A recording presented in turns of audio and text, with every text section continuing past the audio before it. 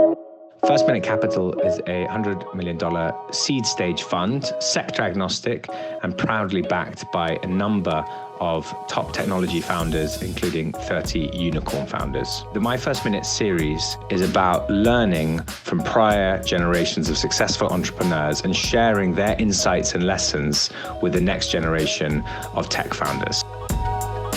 The series has two focuses. One, how they got started in their careers, their first minute, if you will. And two, how they see the world today and what they are most excited about. My name is Spencer Crawley. I'm a co-founder and general partner at First Minute Capital. And today I'm speaking with Jeremy Zimmer.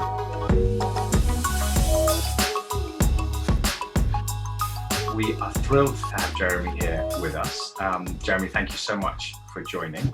Really, really appreciate it. Today, I think is particularly interesting because of some of the huge intersecting trends that Jeremy sits really at the forefront of. And there's lots of ground we've got to cover. I think everyone knows, both about Jeremy's background, but also UTA itself, one of the bedrock Hollywood agencies. And Jeremy co-founded UTA in '91 and has been CEO for many years and really kind of leading both the acquisition strategy, but also being at the forefront of some of the stuff that across the media and entertainment industry. So Jeremy, we're thrilled to have you. I'll save the many names that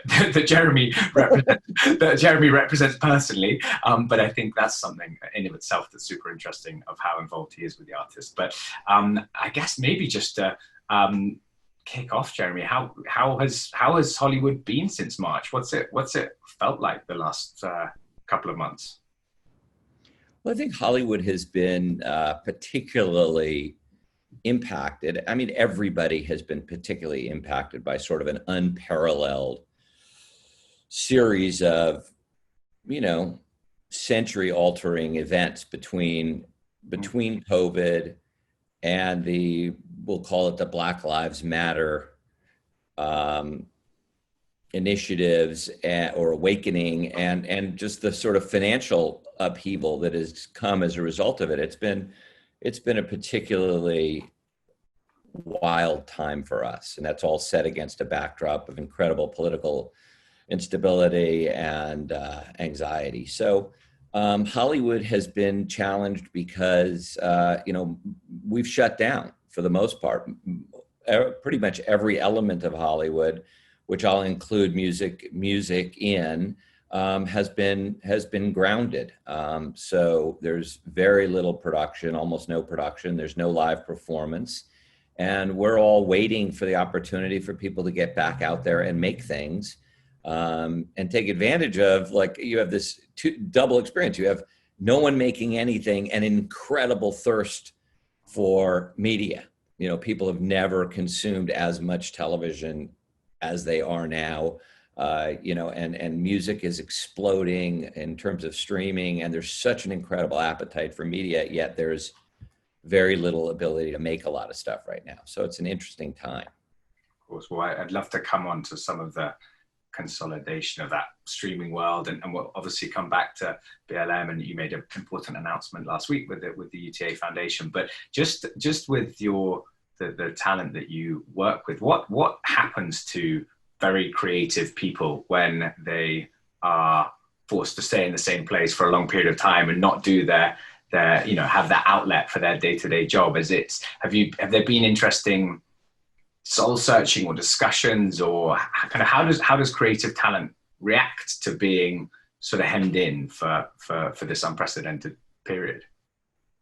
Well, it really, some creative talent just shut down. So you have some people who, are constantly on the grind. They're constantly working. They're constantly, and writers are writing, but so you've got some artists who are just using it as an opportunity to sit and write and do their next thing. You have some actors who've been working and working and working, and for the first time are sort of going, wow, this is a time I can reconnect with my family, take it easy, maybe I don't have to work, I'm not either making something or promoting something, so they can sort of relax a little bit on social media. I think there's the full spectrum of things. And then people have been really emotionally diswrought, and that emotional dislocation impacts the way people think about working and creating. So we have some clients like Kevin Hart, he never stops. He never stops, and he's kept going.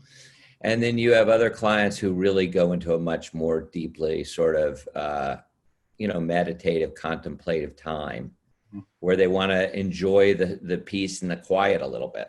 So it is, like all people, a spectrum of reactions. Of course. And we'll definitely talk about some of the opportunities you think you can, those conversations with those clients and what opportunities you're putting them into. But maybe just to go back for a moment, you mentioned that just in what we were speaking before of kind of creative backgrounds and your mother being a writer, and many people in your industry, did grow up in a Hollywood milieu. You've spoken very fascinatingly about some of the atypical experiences you had, of whether it was working in a gas station in Malibu at 14, or a seminal moment where you were stabbed when you were 19, and those early years clearly sound like they were very formative for you. Do you reflect on them a lot? Do you feel those were they shaped you in a way that still defines you, or how do you kind of think of that unusual entry that you had into before you started in the William Morris mailroom? How does is it something you think about a lot? I mean, I don't want to say a lot of time in self-reflection, but I try to be conscious of what I'm doing and how I'm reacting to things in my life. And then if I find a reaction to be sort of confusing to me or upsetting to me, I try to go, what's going on here? What's the real, why am I why am I reacting this way in this moment to this experience? And I try to contextualize it. And a lot of it has to do with, I hate these, the idea of staring at my childhood endlessly is really boring to me. And I really advise people to try to get rid of their story, because your story can become this sort of giant bundle of crap that you drag around behind you. But I'm very grateful for elements of my life. I'm grateful that my mom was creative. My mom was a writer and is a writer and is very creative, and, was a very unique mother. And therefore it was a very unique childhood. And it was very, there are elements of it that were really painful and frightening, but the appreciation I got for the journey of the artist is special and reflects itself in what I do today. And as much as, I was a terrible student, I'm sure today, if I were in school, they would have slapped me on some sort of medication in like the 4th grade, and I would have been, would have chilled me out a little bit. But somehow or other, I always had an incredible appreciation for stories and storytelling. I could read, I love reading. I would read, I just loved great storytelling. So I always had an appreciation for that. And that shows up today in my career in a really positive way. But there are other elements of it. I was working at a gas station at 14 years old and, doing lots of unconventional things early in my life. And that gave me a sense of independence and fortitude and grit. And, things don't really rattle me. And my family's always like, why doesn't this bother you? What's going on? And I'm like, I just have a feeling we're going to figure this out, and so that also, a sense of fortitude and calm in the storm, has always been something I've been able to muster. And I think that's helpful to me also, particularly in a leader, particularly in difficult, complicated times like we're in. Of course. And I'm sure that sense of independence and fortitude and grit is something that your artists feel that gives you a degree of empathy that is, I'm sure, unusual. It's interesting you bring up empathy, because actually that was very hard to come by. So you're right and you're wrong. I mean, empathy is one of the most important characteristics, I think, for people to develop. But, in my situation, the way I was raised, I was like, I don't know if I'm allowed to swear, but my whole thing was, hey, you know what? You got your problems. I got mine. Go F yourself. I got to take care of me. So that was a big part of as I was growing up, that was my thing. It was like, I'm in it for me. I got to take care of me because no one's going to take care of me. So the ability to develop empathy came much later in life. And it was really, really important for me because without it, relationships can be very hollow. Well, to tie those two things together of empathy being a key component of relationships, but also the storytelling that you alluded to earlier. And I've heard, I think it was on your Bob Pittman chat podcast that you spoke about storytelling being empathy with no obligation, which I thought was a really lovely expression. How do storytellers create empathy? Well, I think what a good storyteller really helps you understand the emotional journey of the character. And even if they're doing things that seem somewhat aberrational, that you have some sort of connection and empathy for them and an understanding, and you're rooting for them, even though they're doing things that, seem like, wow, how could this guy behave this way? I just finished watching a mini series, which is based on what is pretty much my favorite book, which is called I Know This Much Is True. And they just finished the mini series. It's a 6-parter starring Mark Ruffalo. And I'm so moved by that story and that thing. And you meet this guy who's just so angry and so incapable of having empathy for anyone other than his brother. And just, he's just like this.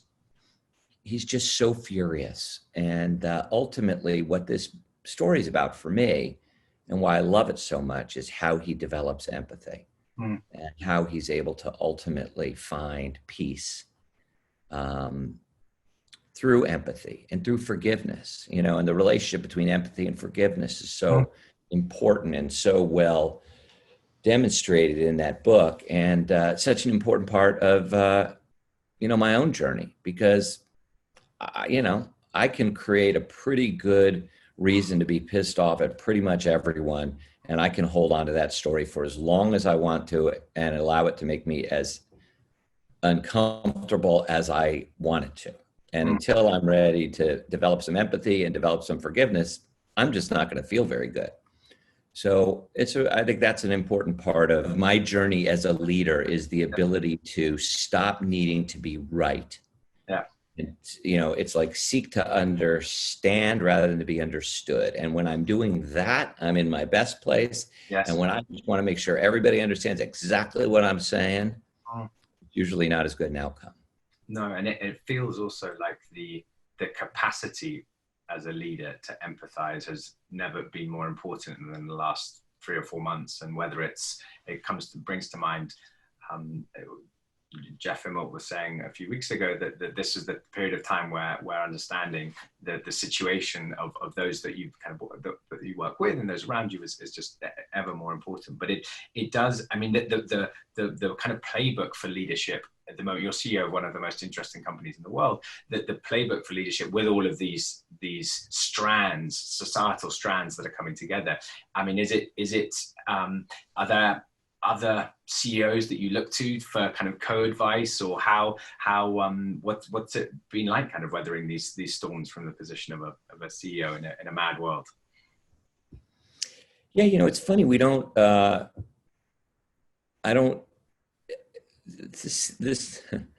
it's a lonely world. No, but I don't necessarily, I'm not reaching out necessarily to other CEOs, although I do once in a while, we sort of commiserate about stuff, but it's a unique time. I've certainly never led through anything like this. I don't think anyone has. And, in a fast growing company like we have been, we've been playing offense and a little defense, but mostly figuring out the next acquisition, the next opportunity. How do we integrate the last acquisition while moving on to the next one? Growth. And now we're really looking at, how do we play defense? How do we make sure we keep our people safe? What are the, important cultural and social initiatives that we have to integrate into our business? and how do we make sure that there's a recovery ahead, in terms of a financial recovery ahead, where our people and our colleagues will believe that there's a reason to keep believing. And that's what those are the things we're focusing on. So, and at the same time, we've had some pretty significant dislocation in our competitors. Two of our competitors are in a much bigger state of flux. And so there are opportunities to play offense. And how do you play offense and go, spend money to recruit new colleagues when at the same time you're asking your current colleagues to make sacrifices of their salary? So a bunch of complex factors that I'm trying to weave into a narrative that I can believe in and sell and make sure people stand behind. Of course, and actually, well, as a final prior speaker name drop, Sir Martin Sorrell of WPP was saying the whole role of acquisitions he thinks has now changed dramatically, and obviously he was seen as pioneering a lot of that, at least in the UK in the beginning of WPP's journey. Do you feel, well, maybe actually as a more simple question, like as making acquisitions, does a post-COVID acquisition look very different to a pre-COVID acquisition? Sort of how's your what's your lens on that? Well, I think in a post-COVID acquisition, we'll certainly open our eyes more to, is this acquisition going to, what's the immediate effect and benefit to the company in terms of profitability? Mm-hmm. Right now we're looking to we're not as, we need to make impact acquisitions right now. And we'll also look at each one through a much finer social lens. What is the history of this company from a diverse point of view, and are they going to fit into the culture of the company immediately? We used to, in our first several acquisitions, we basically thought our culture is so strong that it will assume and take over the culture of the organizations, which has been true. Mm-hmm. But that's a journey. And I think right now we'll probably look to make sure that the companies we align with fit more immediately into our social initiatives, our diversity initiatives, our inclusivity initiatives. Well, I really want to come back to the culture point, because I've heard you speak fascinatingly about it. And it's obviously at the forefront of a lot of the people dialing in terms of the cultures of their scale ups or startups or indeed the companies that they run. But maybe just as I would love to touch on the UTA Foundation announcement and kind of how it came to be and what you hope to come from it, because it seems like a brilliant initiative. Well, really what came out of it was a kind of a humbling awareness that was brought to the fore by our colleagues. So after the beginning of the protests, a number of our colleagues came forward and said, we really don't feel comfortable here. We don't really feel like that you've seen us. We haven't gotten the kind of support and acknowledgement that we as people of color are going through an enormously difficult time. And how come you aren't reaching out to us specifically, understanding what this moment means to us, and more importantly, we really want you to know how we feel about being a colleague at this company, that we don't feel seen, that we love the culture, but we don't feel the culture is of us. And we don't feel there are enough faces that we can aspire to. We don't see in the leadership of the company that there are people who look like us, who we think that make us believe we can become a leader in the organization. And, that was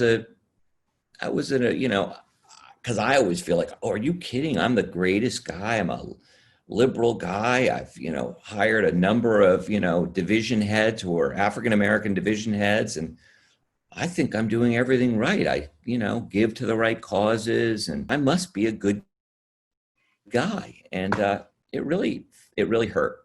And I really realized that, sort of letting it all live in the HR part of the company is not really serving the initiative as well as we should.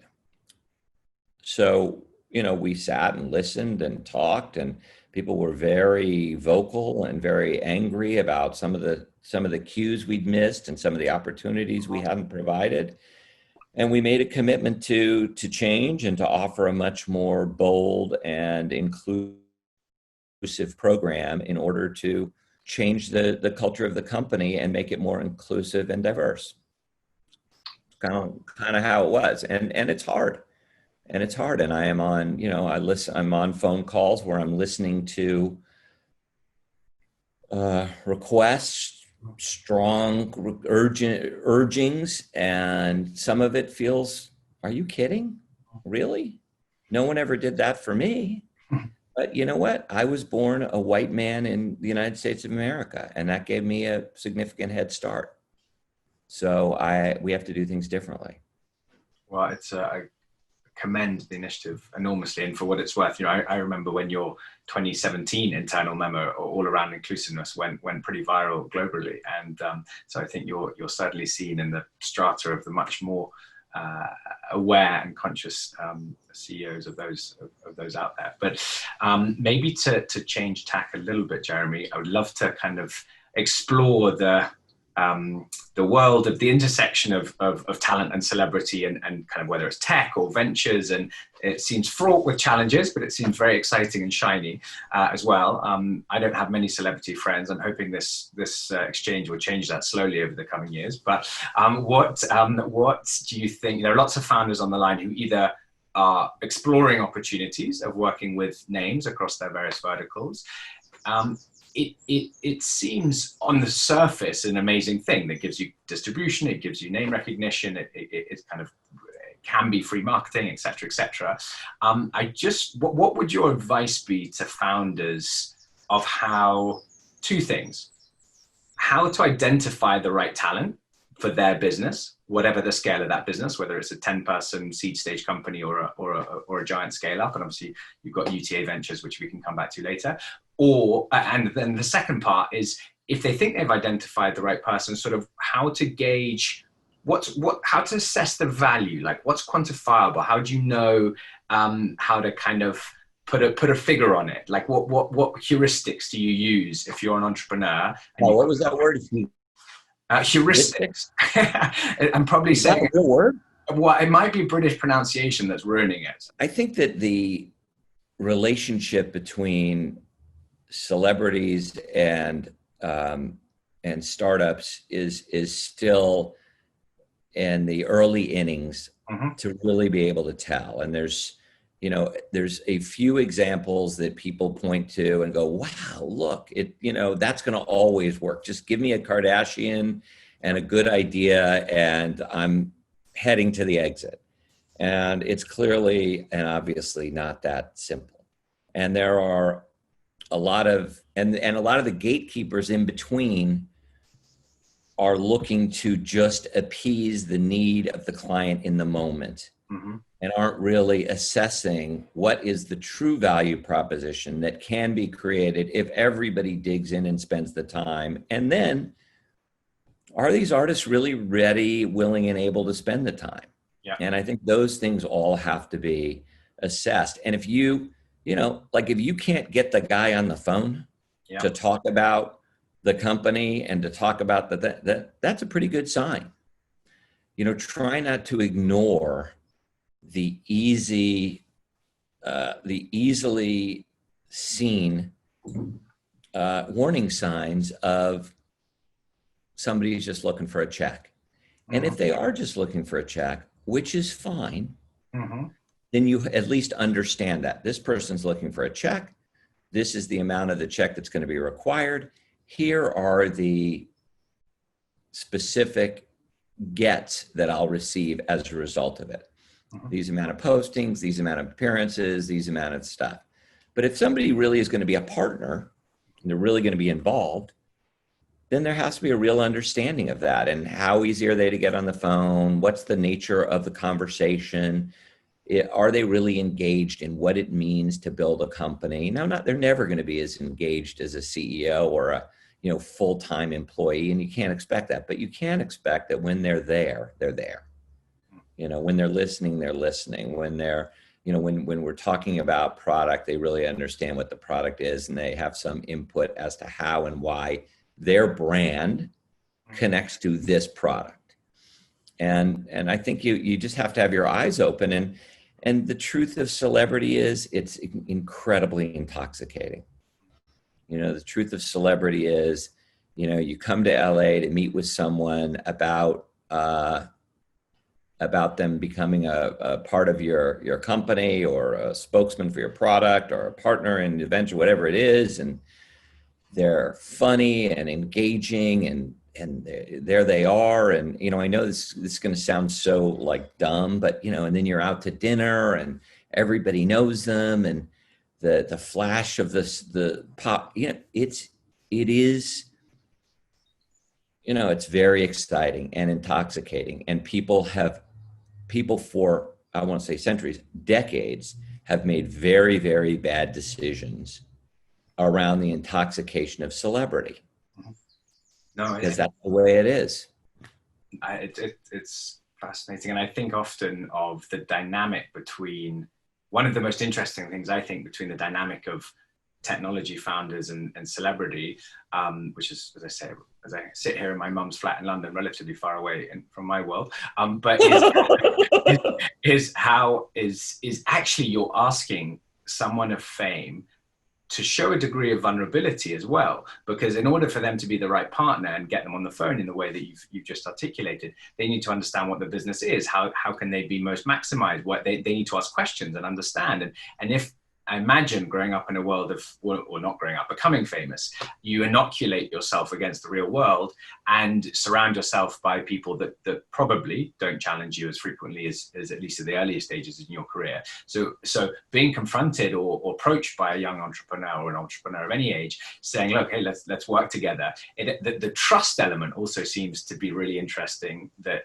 I imagine when it works, the human chemistry has to be real. Otherwise, yes.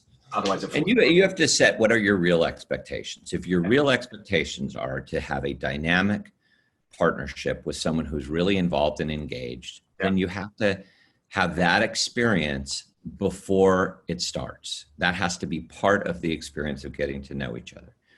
And if your expectations are to have a fairly commercial relationship where you're going to leverage their celebrity in exchange for some compensation, either cash, equity, whatever that is, then know that that's what that is. And you're not going to get, if the guy says he's going to give you 4, he's going to give you 4. You're not going to charm him into 8. If you charm him into 6, you did well, but you can't have that expectation. And just have your eyes wide open, because too many people make, we all make mistakes when intoxicated, and the intoxication of celebrity is no different. And on this sort of founder checklist that is extremely helpful, of making sure that they're engaged, and if they're in it for the money, they're in it for the money, or the check, as you say. What other kind of smart questions should founders be asking themselves with regards to understanding the reach of a celebrity, whether kind of how engaged their fan bases are, or not just absolute Instagram numbers, but it might be ABC. And I've heard you speak about DJ Khaled, one of your clients, and how he's built an amazing presence, really social media led. Sort of from the perspective of, if there's a fit and if the human dynamic is right, what should founders be thinking about? Of is this talent and celebrity in person the right one for my business? There's so much more, and I'm not an expert on this, although we have a team of experts who live in what we call our IQ department. And we do pretty deep social media audits for brands as well as for clients to help them understand how deep is that connection, how engaged is that audience, who's the most engaged, who's the least engaged, why is this cohort less engaged than this, and how do you improve that? And if you're working really well on Instagram and Facebook, but you're nowhere on TikTok. And if you want to, engage this audience, you've got to figure out how to work TikTok better. what are you doing on Pinterest, and where are you in the overall thing? And then what are the levers you have to pull in order to deepen the connectivity and engagement? And we do those studies for clients, and we sit down and we say, hey, here's the truth. You may have, hundreds of thousands of followers on Instagram, but frankly, you can't move the needle enough to be a significant spokesperson. And here's the things we need to do. Really, really interesting. The IQ team, I like it. How big is the IQ team at UTA? I think they'll tell me they have like 12 or 14. I don't know, there might be 18. They're smart enough. They're the IQ team, so they're smart enough to tell me they have less people than they do. I think that sounds like the secret sauce. Maybe looking forward towards trends that you're keeping an eye out for, and tying back to the acquisition strategy we were talking about earlier, and you've been in the last few years active across news and content creation and esports and a whole spate of acquisitions, as well as some JVs that we might come to as well. What are you looking towards thematically, sector-wise, in the next couple of years? What trends in media are you thinking that's interesting? We need to be positioned there in whatever way. Well, overall, what we're looking to do is continue to represent and participate in what's happening in the sort of media collision, the sort of super connectivity of different parts of culture. So sports, entertainment, music, fashion, tech, food, news, thought leadership, and fine art. And how are all these things coming together in different ways, and how are artists crossing over and cross-connecting in different ways? And I think we're looking to be as well-rounded in those categories as we can. We made a big investment in sports. We love our sports business. We're continuing to grow that. We've made a big investment in music. I believe music will continue to explode as a global format, and we're going to continue to invest in music and opportunities to represent artists around the world. We've made an investment in fine arts, and I'm not sure that's a giant scalable business, but I think it's a business that's going to change. And I think the fundamental players in that business are going to change. And I think there's a big opportunity for a company like ours to be much more influential and additive to an artist's career today. So that's something, first of all, it's a passion of mine, but also I think it's a passion of many people's. And I think you're finding that sports community loves art, and you're seeing different collaborations between designers and fine artists. And you're seeing the tech community looking to really explore art. And I think there's a bigger opportunity for artists and fine artists to enhance their brand using different media partners. And I think that will drive the value of their work. Those are some of the sort of ways we're really looking at the world now. Another big area that we're really focusing on is brands, and how are brands going to play in the media world today, now that people are sort of moving off of television, traditional broadcast television, into a streaming world. So if you're a brand and you're sort of cut out from quality content that lives in a streaming environment. So how are you going to engage?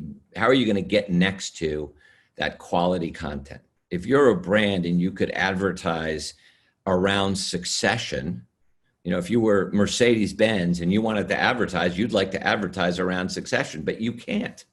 That's in the garden of HBO and there's no room for you. So how are brands going to start to play in and around the most premium content?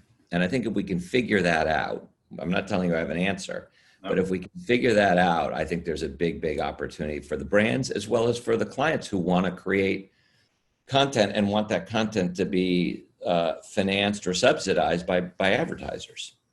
Is there a world where your biggest competitors aren't CAA or WME, but Netflix and others?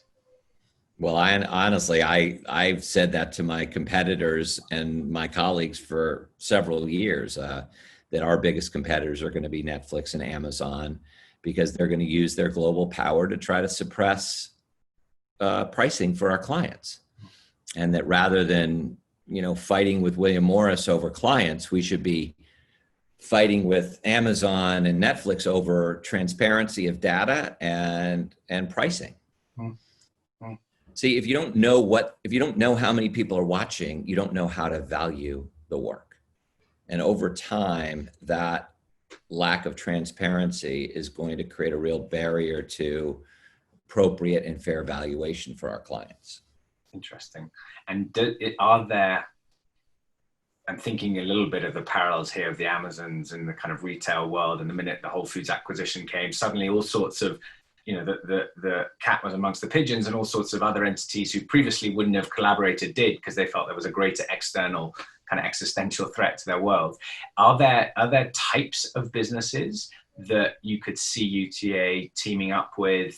I'm thinking a little bit around NEA's announcement with CAA the other week, or so obviously that's the venture world, or don't know, but like other types of entities that in a prior world would have been maybe not competitors, maybe just sort of slightly different swimming lanes, that you, given what you've just explained of who the future threat comes from, that you think about partnering with in a creative way? Well, I think, as I just mentioned, I think advertisers are one of those. Yeah.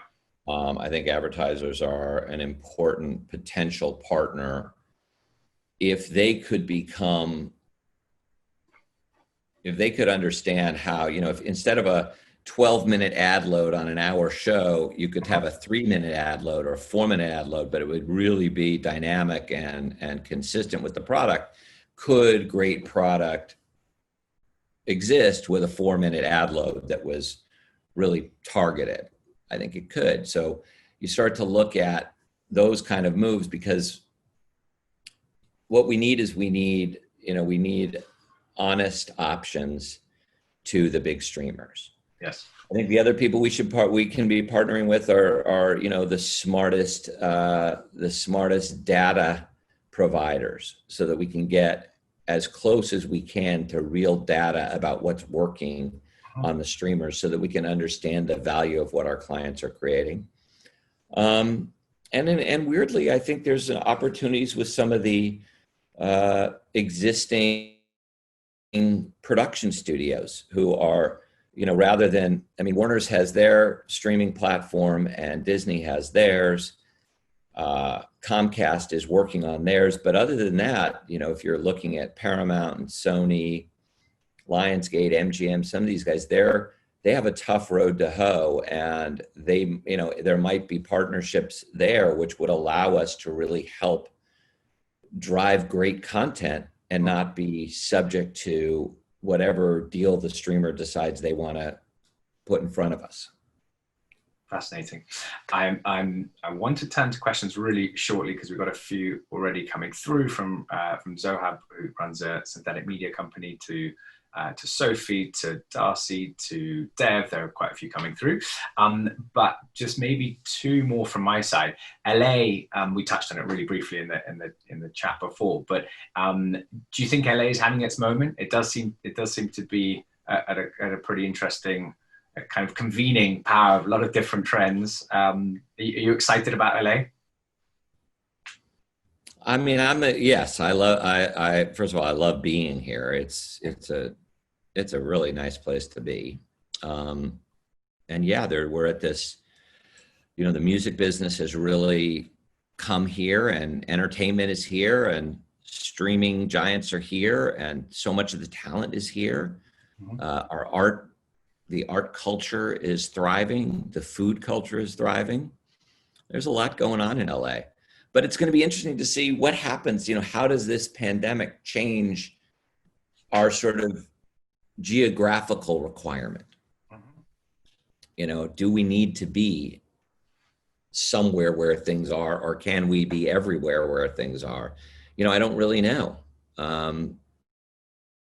I think it's going to, I think there's going to be a lot of changes in those kind of ideas about where you need to be, and then where you need to be in terms of travel.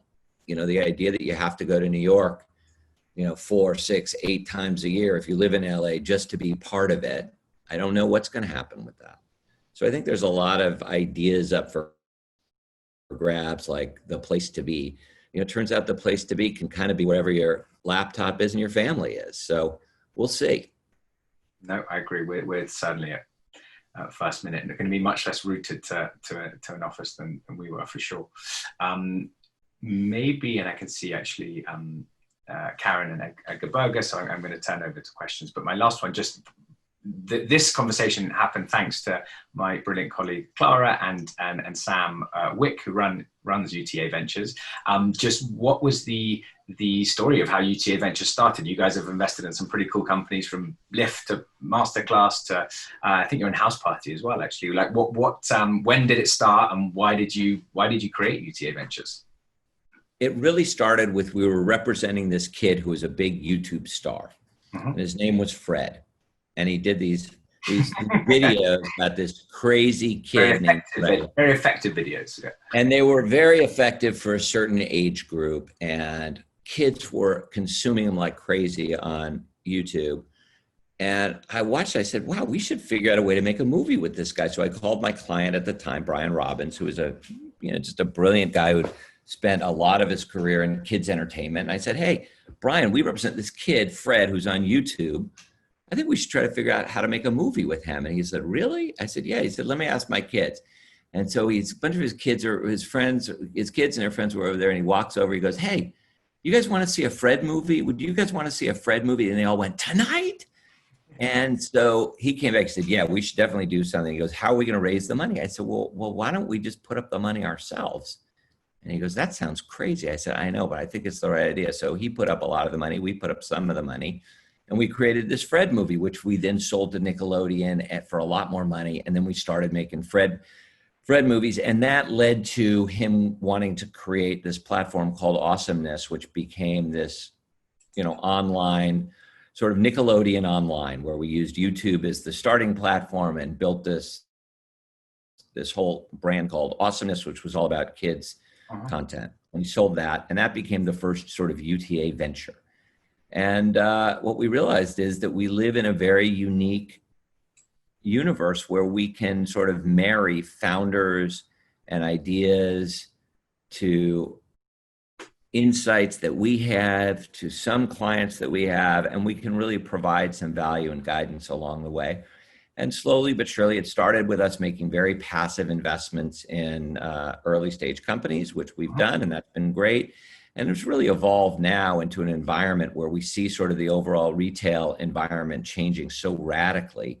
And we feel there's huge opportunities for our clients to build companies and build products.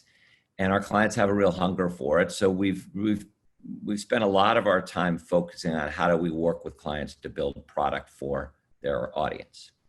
Love it. Well, we have a few founders both in on the line in children's entertainment and obviously a bunch across e-commerce. So I think there'll be a few questions there.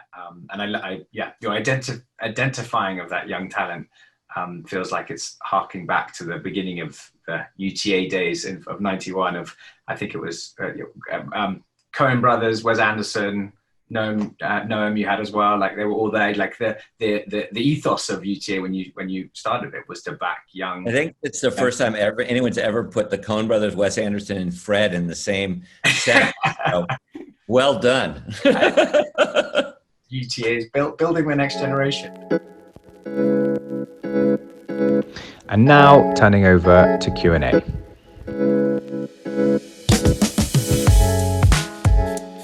Zohab's a superstar founder in Toronto, building a company in synthetic speech and media and doing a bunch of stuff. But Zohab, so sorry, I've done your introduction. You can just ask the question. But over to you, buddy. All right, thanks. First, thanks for the insights, Jeremy. Really appreciate them.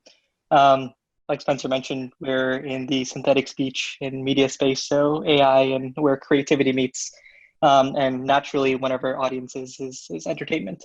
But what I've noticed is, like you mentioned the Fred story right now, a lot of entertainment is based off of guts and instincts. So you have this large bet that you place on this large project, and it's very different than what startups or tech companies were used to, where it's more, Snapchat builds V1, V1.1, 1.2, etc. So do you have I guess it's a two-part question. What do tech startups need to do to fit into the process that's already been in place for many decades with entertainment, where you have these guts and instincts and long-term projects where there's a lot dependent on it? I think that's the second part question is, do you think that process is changing to something that's more iterative, or something that's not more let's put all of our eggs in one basket and hope it works, more than okay, let's do a 10-minute thing first and et cetera, let's build on top of it? Well, I mean, first of all, it's not as simple as, sure, kid, go make the movie, here's $100 million. There is many times an endless process of working on a script, working on casting. There's a lot of process that goes into it, but there is that moment where you look in someone's eyes and you believe that they're going to be able to deliver the movie they say they're going to deliver, and you do sort of sail off together. I think it's important for, because what's so interesting is the two, there's been a sort of lack of trust and somewhat a lack of respect between the two groups. And I think it's important that each party understand the other and have respect for what they've done. And the idea that, boy, if you guys just used more data and were smarter the way we are, it would work better. Or if you bean counters stopped being so procedural and had more instinct, it would be better. I think if we both sort of drop what we think we know about the other, there would be probably a better process.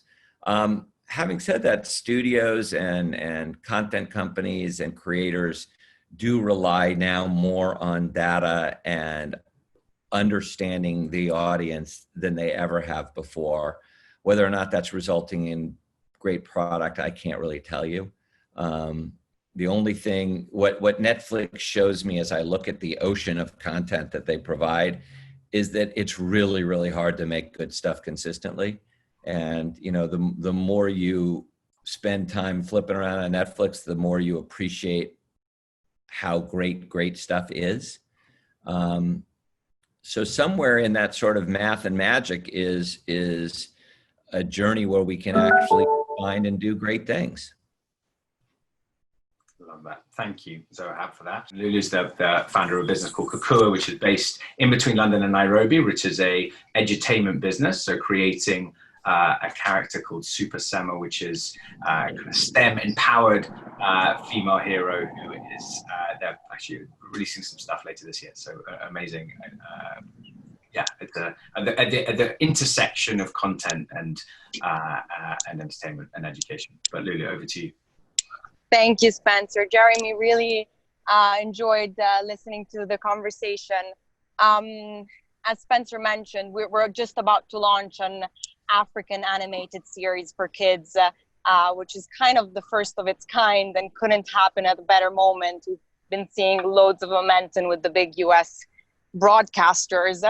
And I actually was really touched by how you answered Spencer's question about diversity and what you've done within your company. And it sounded very authentic and humbling. You really listened in to your employees and how they, wanted to be listened in. So I wanted to ask you if you think that we are going to look forward to a new era of diversity and new stories being represented in media in Hollywood, or if this is just a short-term trend that is not really going to change much. I'd love your thoughts on that and how you're seeing the industry really reacting to this and taking long-term measures, given even the demand of this type of content today. I actually do believe we're going to see significant change.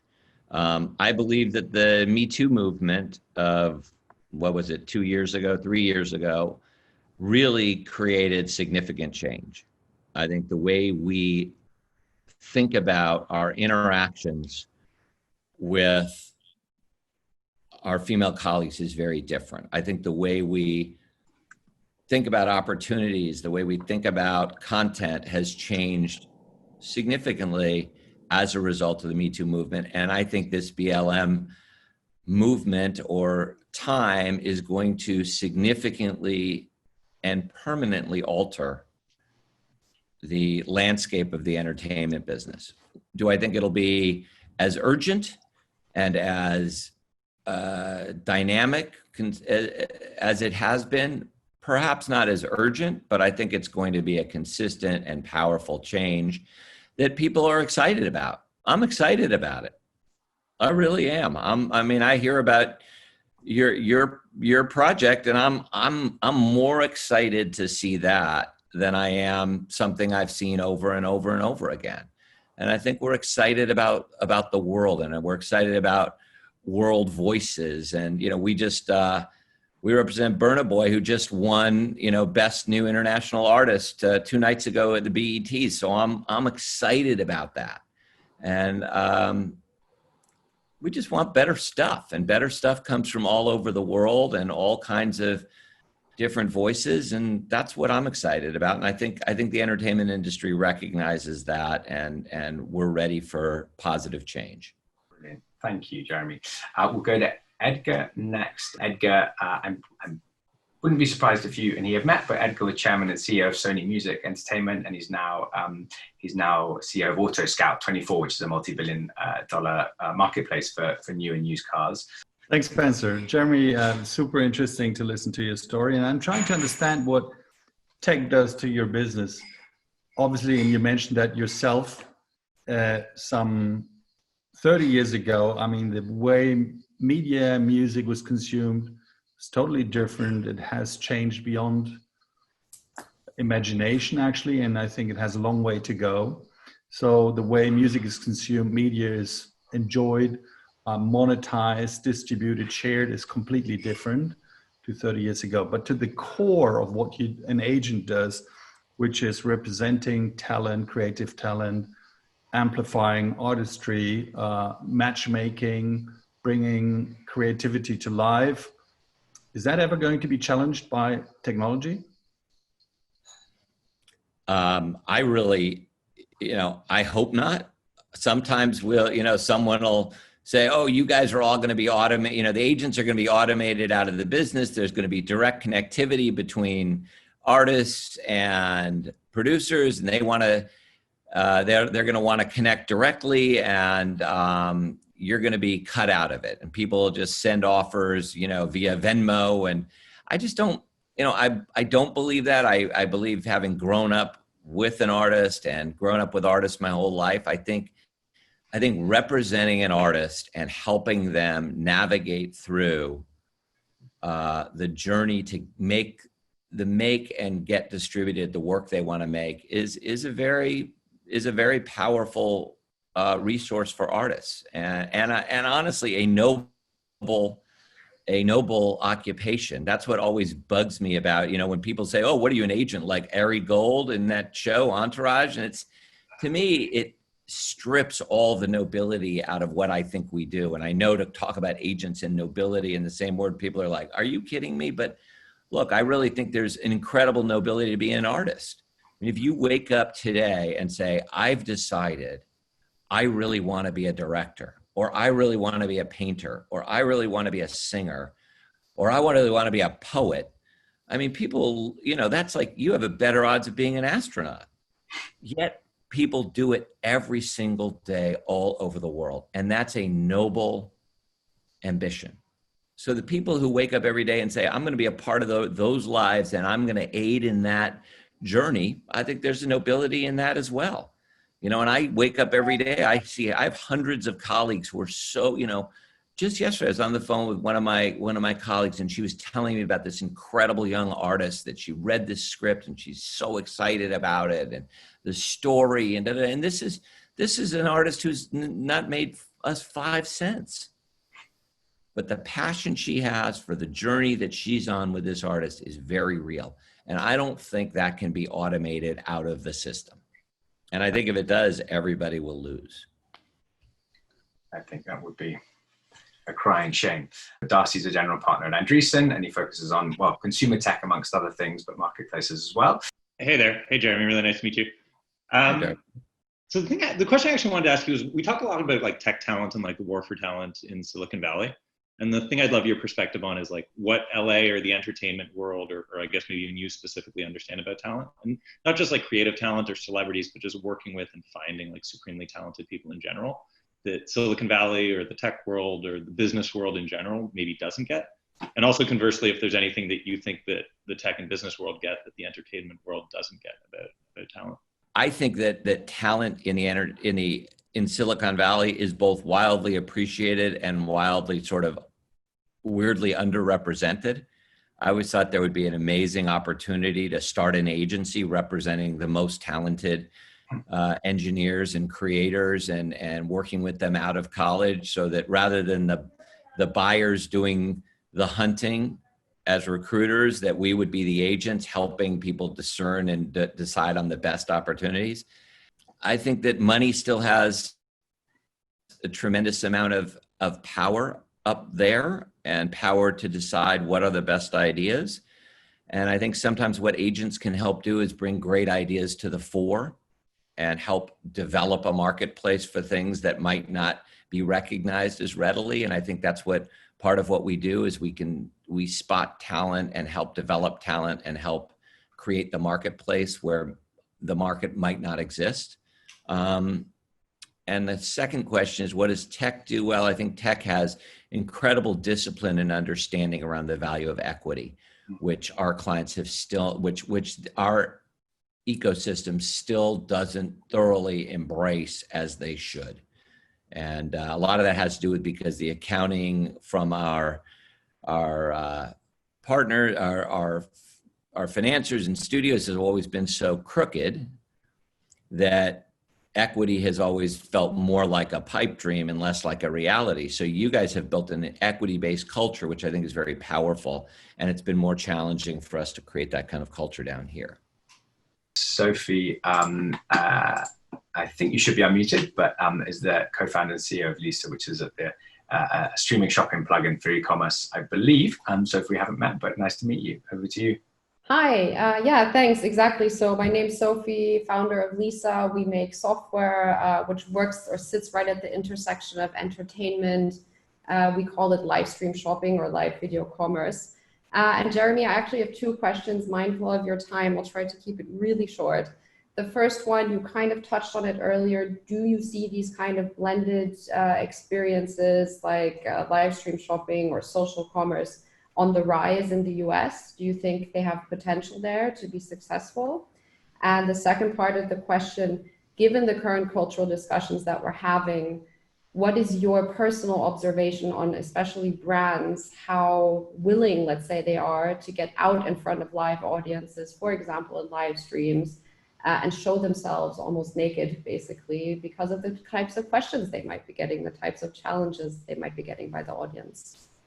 I actually think the live stream shopping opportunity is very, I feel like there's a big opportunity. I think it is on the rise. I think our talent are excited about those kind of opportunities to connect directly and in real time with an audience around a product that they're passionate about. Mm-hmm. And I think we're seeing more and more of that. As far as the live stream, as far as client, I mean, what we've seen during COVID is a real appetite for our clients to do live stream performances. Now, they're not quite as naked that way because there's a pretty significant audience there at that moment, but they have been, and we've put together a number of them, everything from, and I hope I'm answering the question you're asking, but, you know, we put together Cascade, who did a live stream from the rim of the Grand Canyon. We put together an incredible party for Offset and a bunch of his friends as a live stream event. And the brands are excited to participate in those things. If that's the answer, the question you're asking, I think what COVID has done is create this live stream moment where people they want something that feels live and different and now, and the artists are dying to connect with their audience. Thank you. Yeah, no, we're definitely seeing exactly that happening. At the same time, we have some brands that are also scared to get into like open public discussion that maybe they can't control as much as, pre-produced content. So it's just interesting to hear your take. Thank you very, very much. Sure thing. Brilliant. Well, this has been a manifestation of the unexpected of lockdown, and being able to speak to someone like you, Jeremy, is a privilege. So thank you. And really everything you said resonated. And I'm particularly going to take with me the thought of dropping the baggage of one's own story. I think that was very profound, what you said at the beginning. So thank you, and have a really lovely day. And hope everyone else does too. Thank you. It was a real pleasure, and the questions were great. And thanks for having me. Absolutely.